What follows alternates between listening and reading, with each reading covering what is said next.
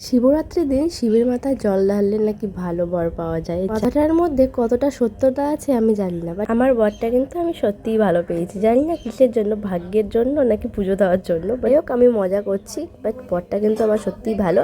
আমি ছোটবেলা থেকে শিবের মাথায় জল ঢালি, এমনকি বলতে পারো ছোটবেলায় আমরা ফ্রেন্ডরা মিলে ছোট্ট করে মাটির শিব ঠাকুর বানিয়েও বাড়িতে জল ঢালতাম, যখন আমরা হেঁটে যেতে পারতাম না মন্দিরে, মানে আমাদের কালনায় মন্দিরে, 108টা শিব মন্দিরে।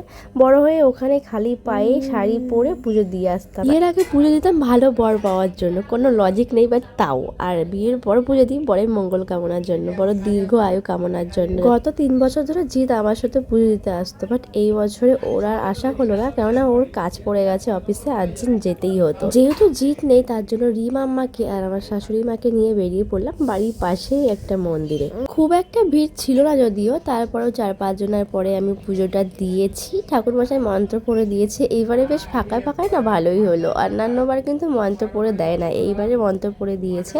তারপরে বাবার টিপটা পরে নিলাম, এখন আমাদের চরণামৃত দেবে।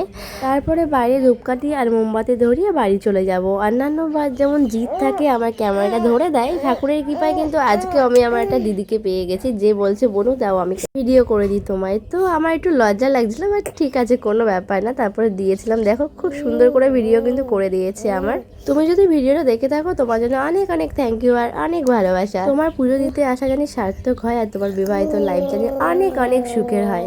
তো ফাইনালি আমার পুজো দেওয়া ডান, এখন আমি বাড়ি যাচ্ছি। আর রিকেও ঠাম্মি অনেক আগেই বাড়ি নিয়ে চলে গেছে, অষ্টমী করছিল বলে।